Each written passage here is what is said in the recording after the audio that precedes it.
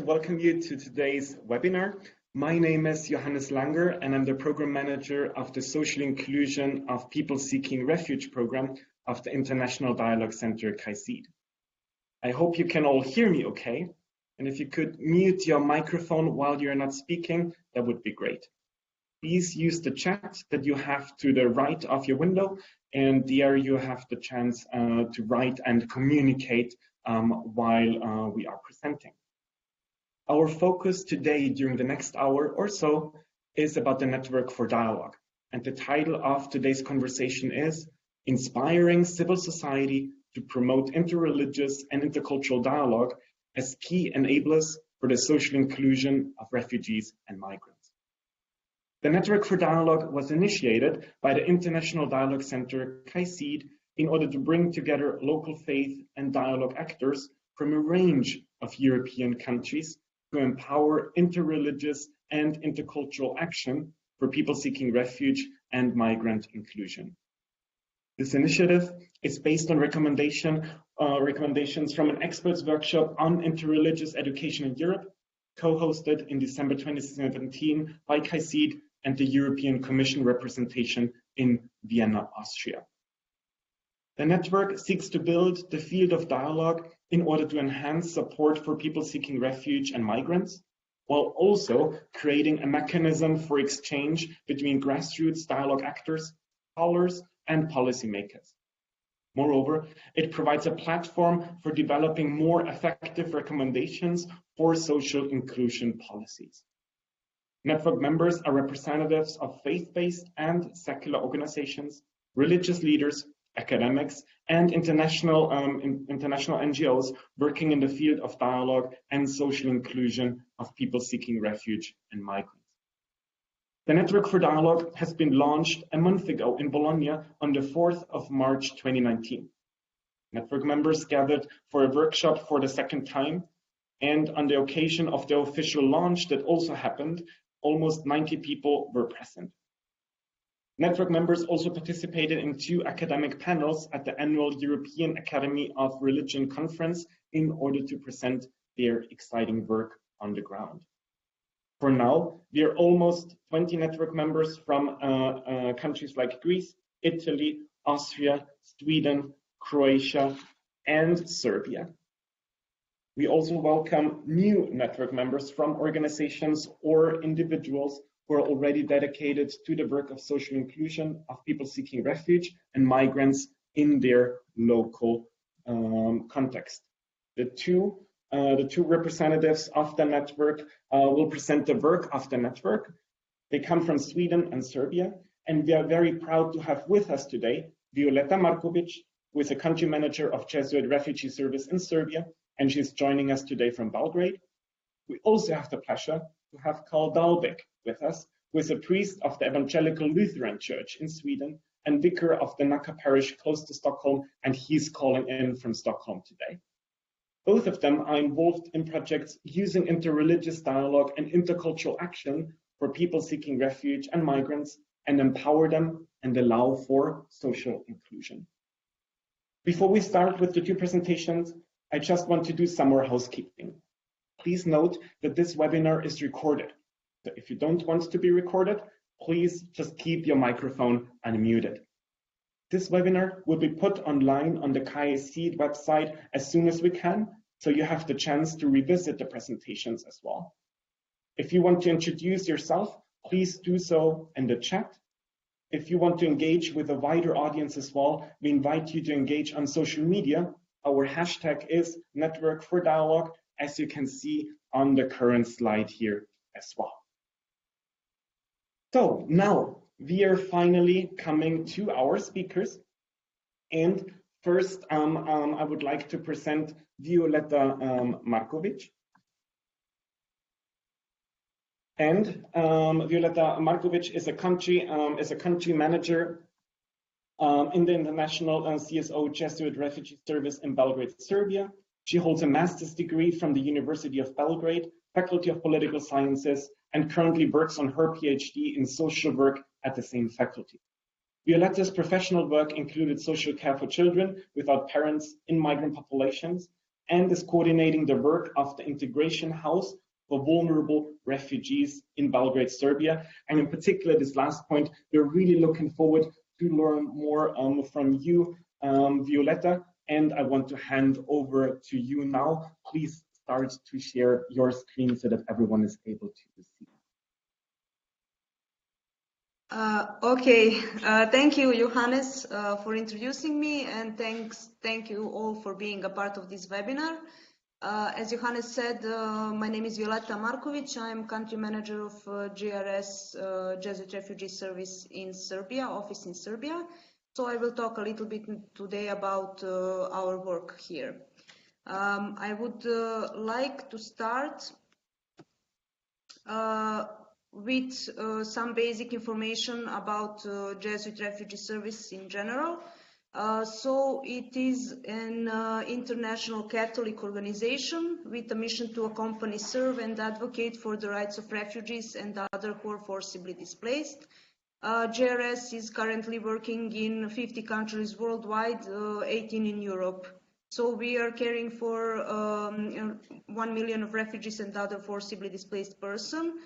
Our work is based on the needs of refugees in each country. So what are the needs in that particular country we work in? That is how we adjust our programs and work.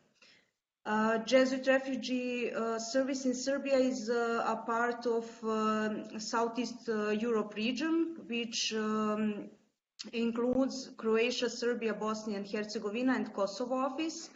As you can see on the presentation, each and every office has their own work based on the needs in that particular country. And in Croatia, the most important thing that GRS is working on is Center for Integration, named SOL, where they teach Croatian language lesson, help with employment and encounter with local community. JRS in Bosnia, on the other hand, they do accompaniment to medical institutions with cultural mediators. And in Kosovo, our colleagues regularly visits detention centers, refugees in detention centers, and provide psychological support. To go to the work of JRS in Serbia, our office opened in 1990s during a civil war in former Yugoslavia, and GRS in Serbia was open until 2006, when they closed the office actually here in Serbia. At that time, JRS was mostly working on providing medical assistance and non-food items for refugees in refugee camps. In 2016, the office was reopened. I started working for GRS actually in 2016 when the office reopened. Because of my educational background as a social worker, I started providing psychosocial support for refugees who were sleeping rough in the Belgrade Center, providing them with assistance to go to register themselves in the police, and referring them to the institutions and other NGOs, which helped us create the network and the cooperation with the NGOs and institutions in Serbia, which helped us after that to start this project of Integration House for Unaccompanied Minors, Pedro Arupe. The project started in November 2016. The idea was to provide a safe and supportive place for unaccompanied and separate children in Serbia.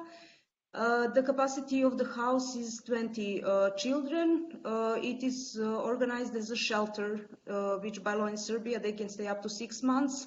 But since the situation in Serbia is very specific, they usually stay more than 6 months because they don't have really other place to go. We have cooperation agreements signed with the Ministry of Labor, Employment, Veteran and Social Affairs of Republic of Serbia, City Center for Social Welfare and Center for Protection of Victims of Human Trafficking. With this, we were the first NGO in Serbia who got permission from the government to accommodate children who are refugees in a shelter. Also, on the other hand, we have a successful cooperation with many NGOs and international NGOs. Since there are a lot of children and not enough accommodation capacity in our house, we needed to have some accommodation criteria. We made the criteria based firstly on the age of children, so those who are older than 14, we do the assessment, our social worker and psychologist, to go and determine the vulnerability of a child who is older than 14. And for those who are younger than 14, the accommodation is automatic, so we don't do the assessment. The age of the child who is younger than 14 is the vulnerability itself. Priority for accommodation are highly traumatized children, victims of trafficking, of different types of abuse, of trauma and stuff like that. Referral mechanism, referral can be done exclusively by the City Center for Social Welfare. It can also be done by other NGOs in the institutions, for example, Commissariat for Refugees, but when they refer children to us, we then refer it back to Center for Social Welfare, since they are the institution who is providing guardianship for the children, and all of the children are under their protection. So they are the only one who can actually refer directly and bring a child to our house. If a Center for Social Welfare or field workers from Center for Social Welfare identify the need for accommodation, they inform GRS staff about vulnerability, and if a child, as I said, is older than 14, we go out on the field to do the assessment.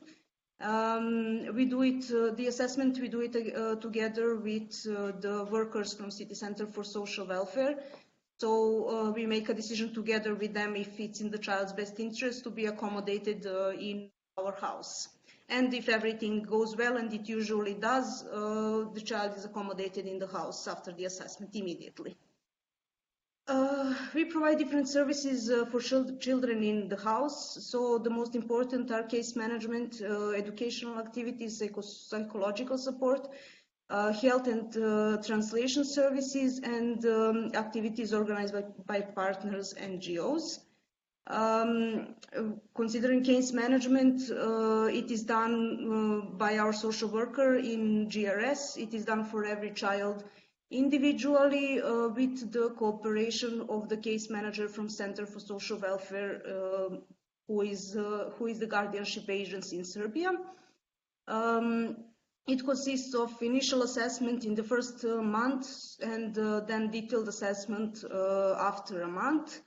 And for each and every child, there is an individual plan for their activities, which is done together with the child. So we sit with the child and ask him what he would like to do, and so we make a plan for his stay in the house. We also, our social worker in this case management also is writing reports for institutions, for Center for Social Welfare, of course, for Center for Foster Care of the child, children being put in the foster care system from our house, for Commissariat for Refugees or health institutions, and so on. The second thing is educational support. Since September 2017, our government has made a decision that every child, including unaccompanied children in Serbia, refugees in Serbia, are going to be a part of a formal education system. So all of our children, after a month of the initial assessment, are starting to go to school. So we have a pedagogue who is having regular contacts with the school and teachers, and also making an educational plan for every child, so we can give it to the school teachers, so they know how much children know, how many years did they go to school, and so on. So it is like an educational background for the children. Also, the pedagogue and the volunteers with him are helping them with homeworks, because everything is in Serbian language and it's a bit difficult for them to do the homework by themselves. And we are also, the pedagogue is monitoring the personal development of beneficiaries. Psychological support. We have a psychologist in the house who is providing individual psychological treatments and group treatments depending on the needs of children and depending on the plan that we made with the Child and Center for Social Welfare. She's also working on psychological workshops and cooperation with the psychiatrists if it's necessary for some cases. The work is done not officially sitting in a room and speaking one-to-one. It is more about building trust and relationship, and after that, if it's necessary to do like the one-on-one treatment. The biggest challenge we face is actually in this psychological department.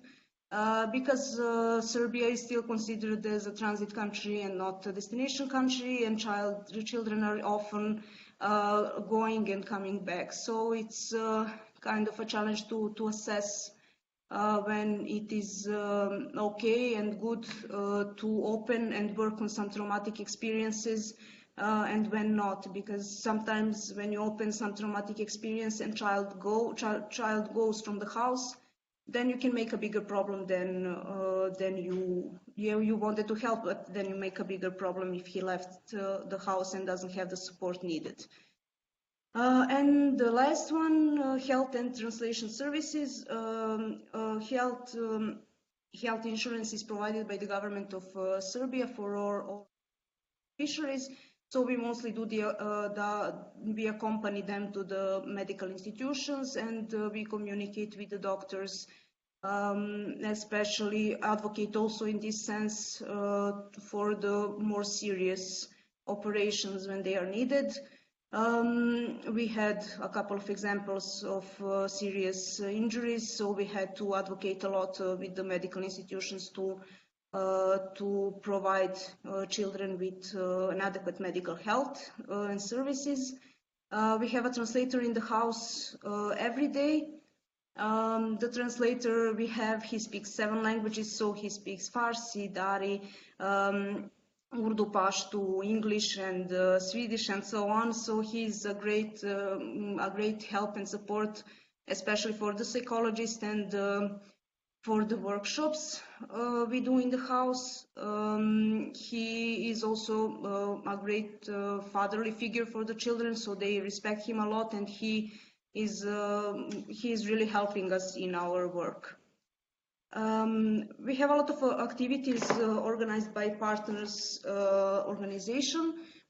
Since we opened the house in May 2017, we created a big network of many, not only NGOs, but also institutions and schools to help our beneficiaries gain as much as they can while they're in Serbia. So in that way, we have psychological educational workshops organized by NGOs, local NGOs, PIN, this is Psychosocial Innovation Network, and APC, Asylum Protection Center. We also have almost 2-year-long cooperation with International School of Belgrade, where our children go once a week to sports activities and some workshops with local Serbian children who go to international school. Regularly visiting museums, going to cinema, field trips, and so on when we have volunteers coming to GRS. Twice a year we also have volunteers coming from United World College Mostar to give different types of workshops and help us in the house. We are also part of Child Protection Working Group, which is held once a month by UNICEF. And the biggest challenge, also one of the challenges we face, is that there is not too much of support for the staff. Our staff for the vicarious trauma, that is the trauma that professional workers have by listening to all the traumatic experiences their beneficiaries survived. So Network for Dialogue, just to say a bit more about the launching event in Bologna. We were approached by KAICIID in December 2018 to join the Network for Dialogue for Social Inclusion of Refugees. This seemed like a good idea for us since there are not a lot of interreligious and intercultural dialogue being done in Serbia, at least not officially and loudly as it should be. We attended the workshop and launch event in Bologna in the beginning of March 2019. Strength of the network and why we are really happy to be part of this network is that it includes religious-based and secular organizations. So you have many different experiences and many different views on this subject, which can be helpful for us, for our work, and I think also work of other member states. Network for Dialogue, how can we contribute? As I said, in Serbia, it's not, interreligious dialogue is not done in an official matter, it's more in an unofficial level. So we think it's a good idea to promote this type of dialogue in Serbia to raise awareness and advocate for the rights of refugees. From our part, all refugees and especially unaccompanied minors. As you could see from my presentation, we don't really have a lot of activities regarding advocacy work and raising awareness. It is mostly done on an individual level, so I think this network can also help us to build our capacities to advocate for the rights of unaccompanied minors in Serbia and refugees in general, but also we can share our good practice in working with unaccompanied minors in Serbia to other country members, so maybe they can use it in their work. So in the next section, I would like to show you some of the pictures of our beneficiaries and the activities we were part of with them together. So this is a picture from Serbian Scout Jamboree in 2018. 3 of our beneficiaries attended the Serbian Scout Jamboree in 2018, and it was a great experience for them since there were a lot of children from all over the world, not only Serbia, and they got a chance to be a part of this great event. So this is the picture from this integration activities with Serbian children in International School of Belgrade. It is when it's nice weather outside, they play football. When it's not, they have a lot of workshops inside the school. United World College, as I said, they send us volunteers twice a year. This is a picture of painting one of the walls inside the house with the beneficiaries and volunteers. And this is the most recent picture about celebration of New Year's here in this year, 2019. So you can see a bit of inside the house, and it was a big celebration. So we gave them some presents, and it was a really, really nice time in the house. From me, that would be it. You will be able to ask me some questions at the end of this, when Carol finishes. So I'm looking forward for the questions you will have. All right. Thank you so much, Violetta. It's really very much appreciated about the inspiring work that you are doing in Belgrade with unaccompanied minors. One of the key target groups where dignity of those kids is so important, and the way you're able to involve them. Already a couple of questions that are in my head and on my end, but let's wait first for Carl's presentation. Our next speaker is Carl Dahlbeck, and Carl Dahlbeck is a priest of the Evangelical Lutheran Church, Sweden, and vicar of the Nacka parish of the Stockholm Diocese. He worked with interfaith questions and God's House etc. project since 2004, and Carl studied a master's program of theology at Uppsala University. Currently, he's a partner in the Erasmus interfaith project Houses of Religions in Europe, goes from 2019 to 2022, and I'm really looking forward to your presentation, Carl, that is going to be followed by the Q&A in general. Carl, you have the floor, and please share your screen. All right, now we're here. Okay. Okay, there we go. All right. Yes, thank you so much for the possibility for me to share our experiences and our work in Fisksätra outside Stockholm. It's called God's House. First of all, can you hear me now? Yes. Yes. All right. God's House is a collaboration. Here you can see some of the people who are participating in our work. It's a collaboration between Evangelical Lutheran Church in Nacka, the Muslim Association in Nacka, and Catholic Diocese of Stockholm. And we also have a social work together with Stockholm City Mission. And I want to tell you something about our history, because I think it's an important part to understand what we are doing also in the future, because it's all about to find a common mission together in the society. When you have the same idea what the mission is, then it's more easier to find the pathway forward to the future.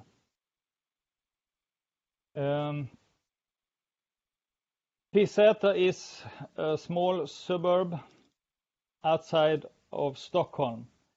It's from the 70s, and it's about 8,000 inhabitants.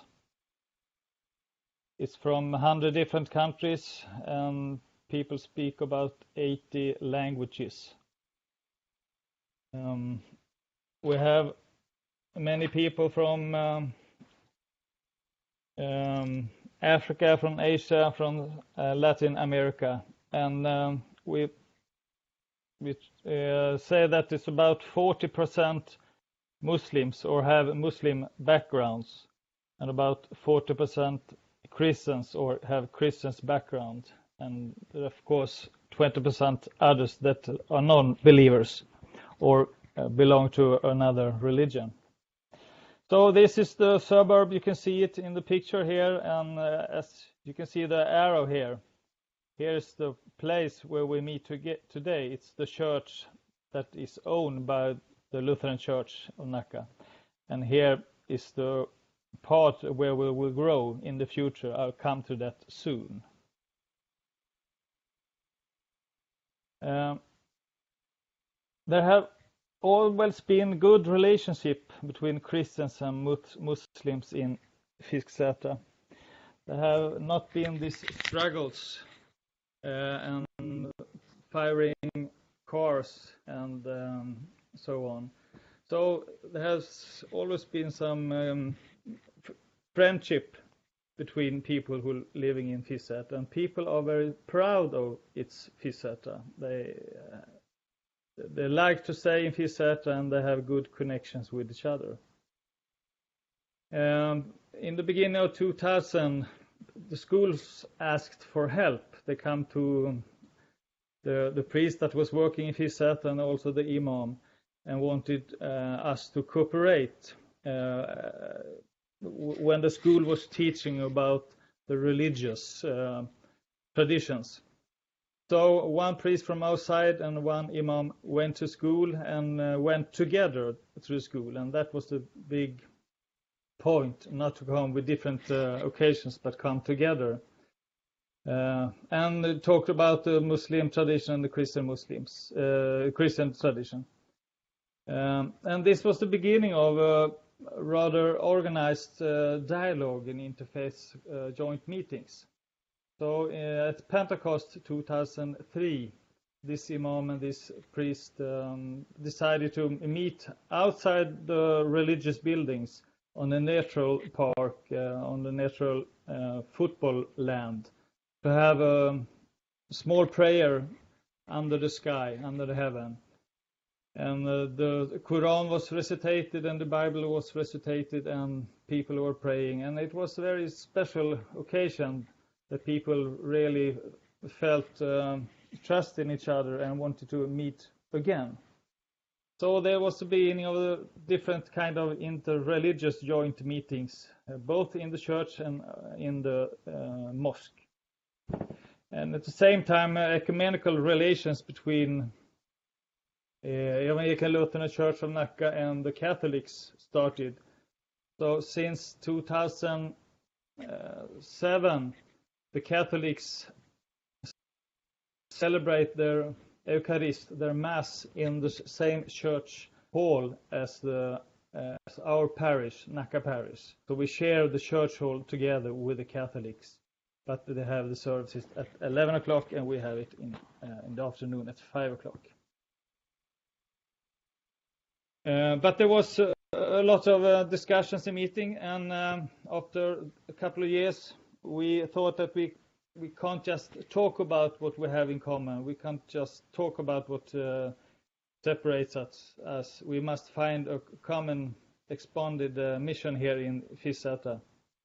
So we decided to start the Source Advice and Support Center for newcomers, for migrants, for people who needed help to orientate in the Swedish society and in Fisätra.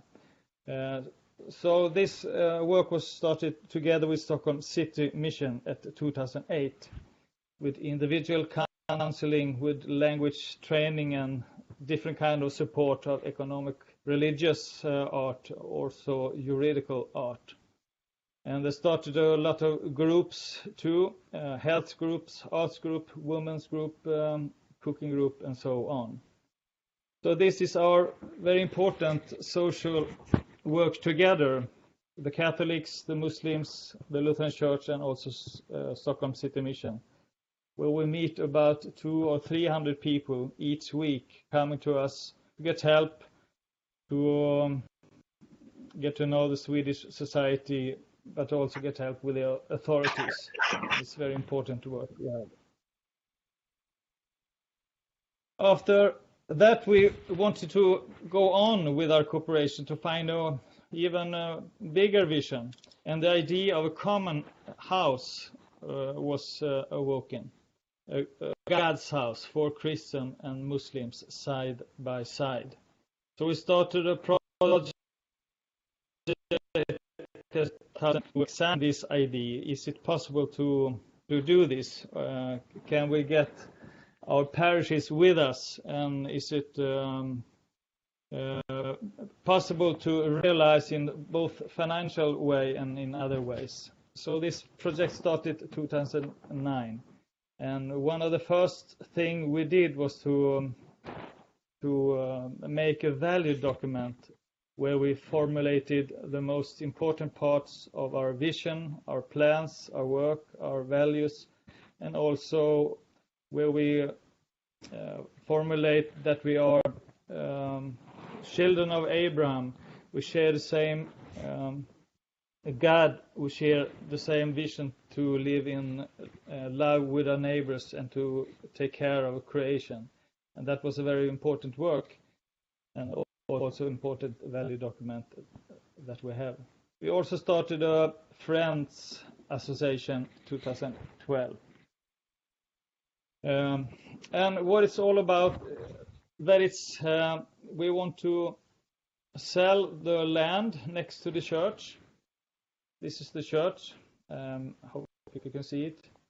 This is the church that is standing here today in Fisätra. We'll have all the joint activities, and the part on the right side here is where the mosque is supposed to be built, and also a linking session between this and in a square where there's a common entrance, and in a square where we can meet, we can drink coffee, we go to different groups, activities, and the Muslims can pray in their mosque and we can pray in the church. So we started a fundraising to finance this extended buildings, and this fundraising has going on since 2015. So we can say that the things we are doing, it's it's broad things. Both the social work, as I told you about. We have cultural festivals each year, and we have this cultural festival close to St. Francis Day. At the 5th of October it will be next time in this autumn. Of course, St. Francis has inspired us to find the inner peace so we can live in the outer peace with each other. So he's a very important saint for us. We have lectures, dialogues, and different joint activities. Every year we have peace prayers, and they are on Pentecost each year, because it was on the Pentecost the first time we shared this peace. And the most important part of the peace prayer is, beside of listening to the different sermons from Christian, Muslim or Jewish side, the most important part is, of course, to pray for peace in different languages, the languages that are spoken in Fisätra. We have a lot of feast, because feast is very important, to eat good food and to have fun together and to get to know each other. We have a lot of study visits from school and from different kind of parishes, institutions and politicians. We have developing relations to the Jews, very important. There are no Jewish parish organized in Fisätra, but it's very important for us to get to know the Jewish tradition and to invite them to participate in our work and to help us to extend our cooperation together with the Jews and other secular organizations. Berlin, of course, with Network for Dialogue, and also a new starting project, the Network project in Europe that is coming up this year. And we have, of course, this fundraising for the building project. So what we are, you can say we are a meeting place across a diversity of many borders in different ways. Languages, religious, ethnical, social, economic. So it's a diversity, and it's very important to get possibility to meet and to recognize how much we have in common, because the most important is that we are humans. Then we are maybe believers, and maybe we are children of Abraham, but maybe we also are Christians, Lutherans, and Catholics. There's a lot of different ways to connect to each other. We are a workspace for human rights and inclusiveness, and that's very important for us to work with, also in collaboration. How we can strengthen human rights in Fisätra, Sweden, and in the world, and make people more integrated and feel inclusive in our work. So we say we are pathways to integration, one of the pathways, but I think it's important also for the religious organization to show that religions are not a source of conflicts and war. It's the opposite, the source of peace and understanding and respect for each other. Also, we are a community of faith and peace in Fisätra. I think it's important for the inhabitants in Fisätra to know that we have been there for a very long time, since Fisätra was built, and we will stay there for a long time. And I think it's important for them to know that we are making this together and we building trust in each other in Fisätra. And the one last thing that we are patient and determined, because this is not easy, but we still hold on to our vision as much as we can. So I think I stop there. Thank you. Thank you so much, Carl. It's really very much appreciated to share your that you have and that you are implementing outside of Stockholm. Thank you so much for sharing with all of us. And We are now in the third part, so to speak, of our webinar, and we're coming to the questions and answer sessions. And we have already 3 questions that have been typed in the chat. I would like to invite everyone else who is on this webinar to type your questions as well. I would like to remind you as well that if you want to, please engage as well on social media using our hashtag network or dialogue, as you can see in the back of the screen as well.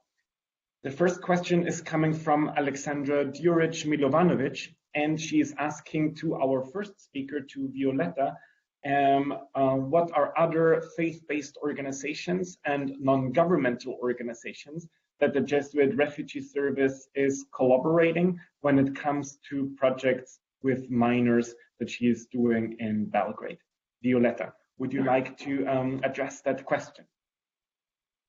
Yes, Johannes, thank you for reading the question, and thanks, Alexandra, for asking it. So we cooperate a lot with a lot of organizations. For the faith-based organizations, we had a great, and we still have a great cooperation with philanthropy here in Serbia. It is the Orthodox Church organization. With, of course, Caritas and ADRA.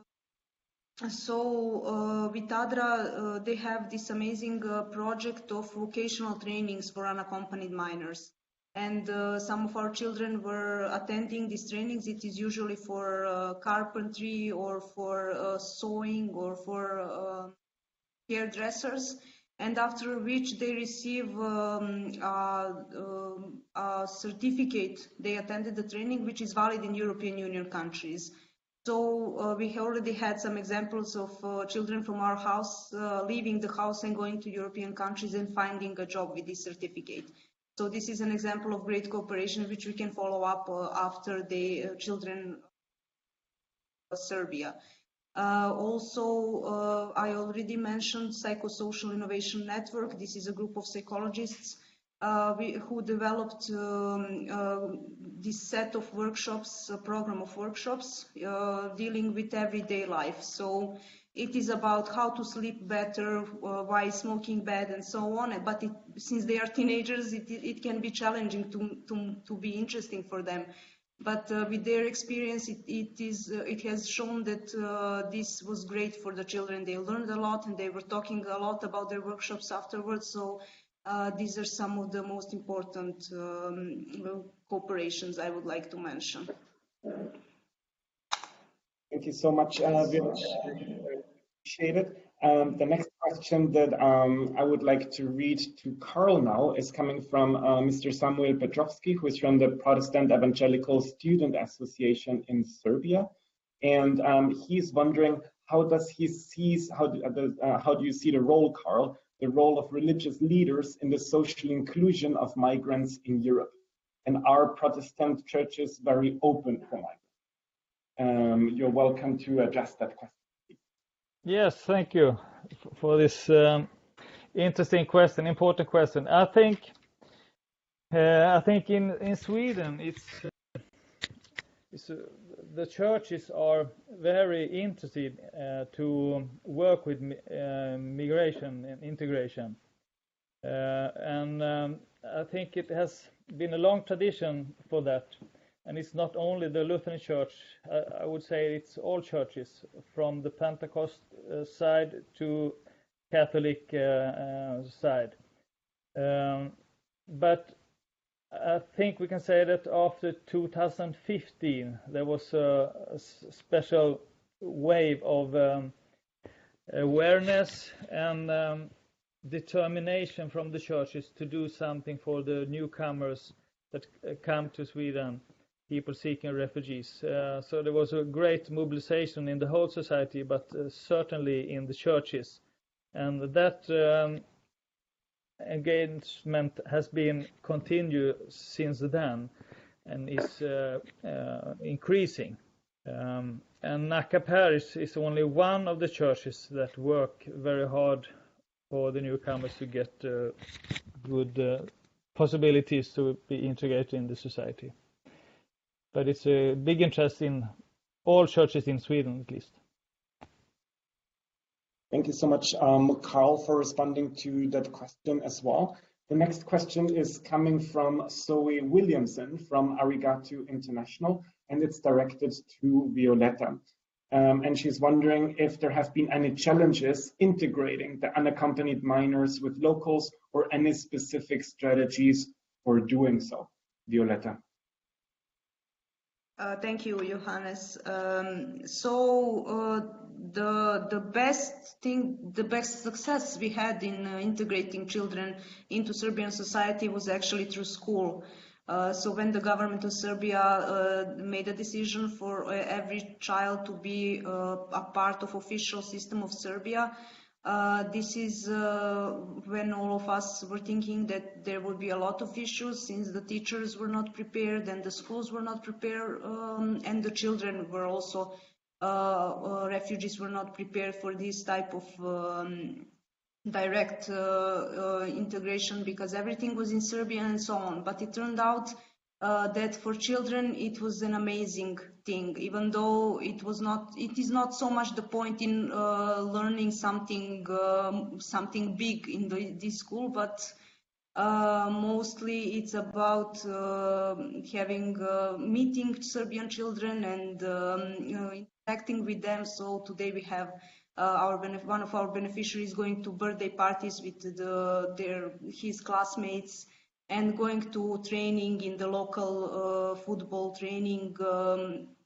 field and so on. So it has shown to be the best way to integrate children into society. Of course, there are challenges. Challenges mostly are coming from the prejudice about the Muslim religion, and this is why I think this network for dialogue can be good thing for Serbia, especially to help us elevate the prejudice there are in the Serbian societies about refugees. Not so much about children, because it's a bit different when it comes to children, but generally about refugees, I think the Network for Dialogue can be a good example and a good strategy to elevate this prejudice and to advocate for the rights of refugees. Thank you so much, Violetta. There is a second question coming from Alexandra Djuric-Milovanovic, this time directed to Carl, and she's interested to know how your project is perceived in the public and how you're presented in media. And a third one as well, and is there any interest for such interreligious activities in your community in Sweden and beyond? Carl. Yes, thank you for this question. You can say that the interest for our work is very big when it comes to study visits.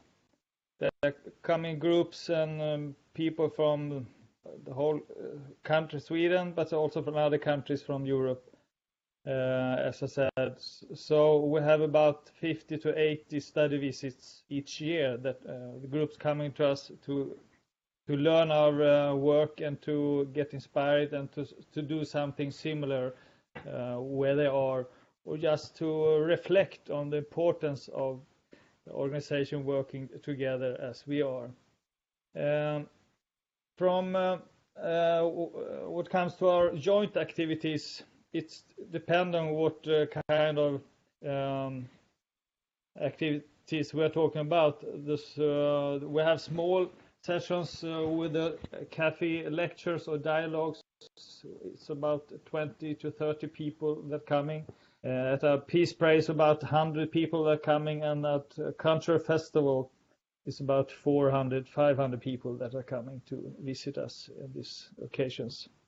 In media, it comes and goes when some paper has written about us, or when we have some broadcasting or been involved in some kind of a video.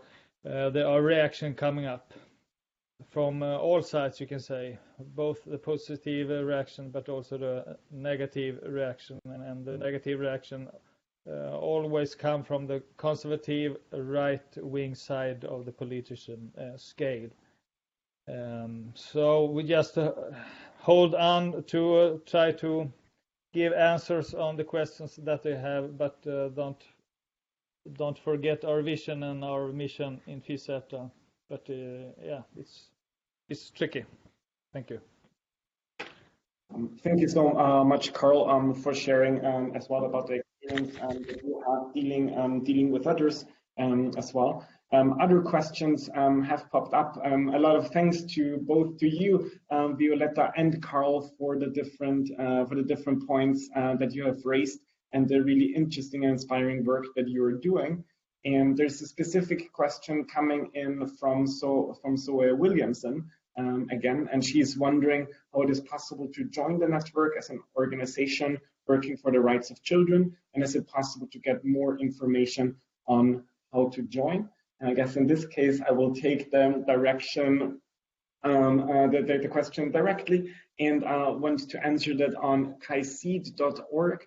You can find out more information about the Network for Dialogue, where Violetta and Carl are also part of. There is the possibility to join the network when you're going to get in touch with us, which is easy by just writing an email to us to networkfordialogue@KAICIID.org. I'm repeating, networkfordialogue@KAICIID.org. We're going to write it as well in the chat that you're not going to miss it as well. In general, we are a new network that just has had its first meeting in September 2018 in Austria, and we now had our second meeting in Italy, and we're very much interested to have organizations that also work with children, as we are different organizations that have local projects involving interreligious and intercultural dialogue in their work with people seeking refuge and migrants as well. So please get in touch with us. We would be very happy to continue the conversation after the webinar with you as well. There is another question coming in from Gabriela Legaspi de Ciacchi Pallavicini, and I hope that I pronounced your name correctly. And the question is how you all can handle arguments which state that interreligious dialogue is not really working in promoting peace, as far it exists a lot of media news which promotes stereotypes. And I would first give the question to you, Violetta, and hand over to you, to Carl as well, as I believe that both of you can speak to that as well. Violetta, you have the floor. Thank you, Johannes. This is an extremely interesting question, and I'm thinking, there are a lot in Serbia. I can speak for Serbia, but also for the whole Europe and every country that has refugees, that it started to be really tricky to deal with the media news, especially fake news. We have them here in Serbia also, and there is not a legislative ways to punish those people who promote this fake news.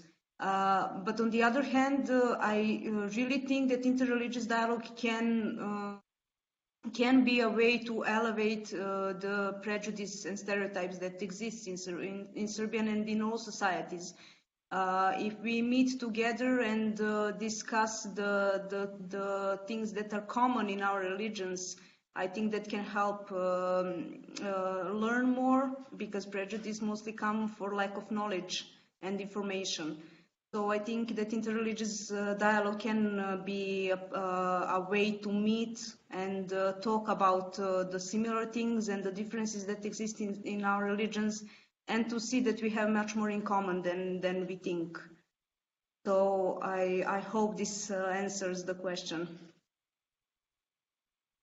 I think that was very good point. Thank you so much for sharing, Violetta.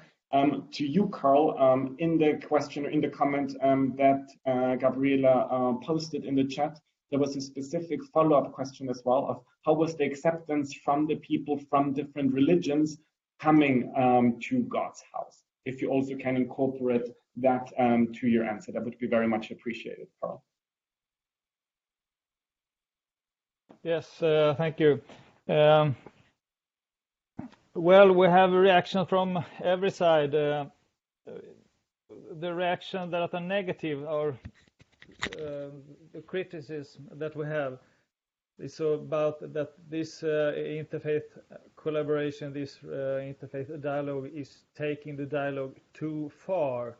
It's good, they think, that we cooperate, but not in this big vision about the common house. That is taking the dialogue too far. And the criticism is also about that this is a expression of syncretism, that we are mixing religions. And there are also people that say that how can you do this because you don't have the same God, you believe in different gods.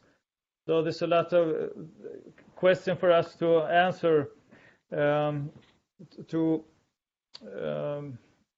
get people to know that this is not about mixing religions. This is about showing that the religions and the people working side by side for peace, for the common good, for the people in Fisata, but also in other places where the religious people don't even see each other or talk to each other. From the other side, from the secular side, the reaction has been very positive, and people that don't know so much about religion actually think that this is of course natural. Why haven't you done this before? Of course you shall share the same building. What's the problem? So we have these reactions too, and it's very interesting to stand between all this reaction and try to find the ways. Thank you so much, Carl, for your explanations and for your comments with the experience that you have. That's all really interesting, and Gabriela also appreciates your answers from your side, Violetta, and from Carl as well. There's also a question coming in from Richard Ifeanyi from Nigeria about the funding for interreligious meetings. Or if money is only coming in from KAICIID. There are different funding opportunities and bodies. Please also get in touch with us if you have any further questions regarding that. Maybe like as a closing question on my end, that would go both to you, Violetta, and as well to Carl. And I'm basically not able to ask all my other questions that I would have had for you, but there was so much engagement from the participants that we had, something that we are very grateful for to all of you who are on this webinar, would be what is the contribution of the Network for Dialogue that you have seen so far in the work that you are doing on the ground, on the one hand, and on the other hand, how is the experience of collaboration between secular and faith-based organizations within the Network for Dialogue? Violetta, I would give you again first the floor. Thank you, Johannes. So the biggest thing that helped GRS in Serbia up until now was actually this toolkit that was developed inside this project of Network for Dialogue, which has helped us a lot into developing programs for working with our beneficiaries for children. But also it has helped me, who was a part of this launch event and the workshop of creating the network, to learn more about interreligious dialogue, so to build up my capacity so I can think of developing a program here in Serbia. That is regarding how it has the network affected our work so far. But if you can repeat the other part of the question, please. So the other part, like the engagement of secular organizations and faith-based organizations in the network, if that is something special to you, or if this is something that you have often been exposed to. And you've touched upon that already a little bit beforehand, but if you want to expand a little further.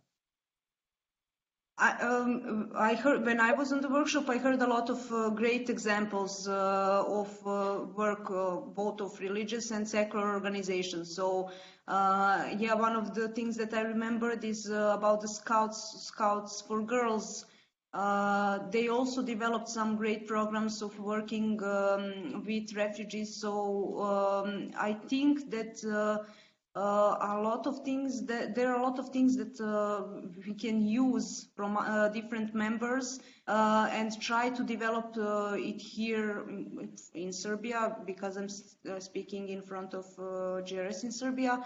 So I think that sharing good practices and trying to develop them in our countries can be a great asset to help refugees, integrate refugees into our societies, because that is the ultimate goal. Thank you so much for sharing. And you've touched upon the toolkit of the integration through dialogue, something that will be put online on the KAICIID website very soon. It is going to be free of charge, and you can download it here. If there's any interest, please get in touch as well. It has specifically come up with for the Viennese context here in Austria, but we would definitely be interested that this could be adapted for other cities around Europe as well. Carl, I would give you the floor as well to answer that question or these two questions as well. Yes, I do agree with what Violetta just said, but I also want to add some important thoughts. I think it's the same situation for everybody, that you work very hard in your own context.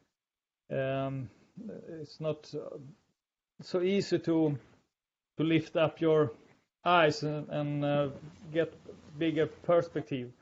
But I feel on this short period with this network, it has given us possibility to come out in Europe, to see other parts in Europe, but also be seen by other parts in Europe that have the same mission. So I think that's very important, to come out of your bubble that you say very much in the daily work.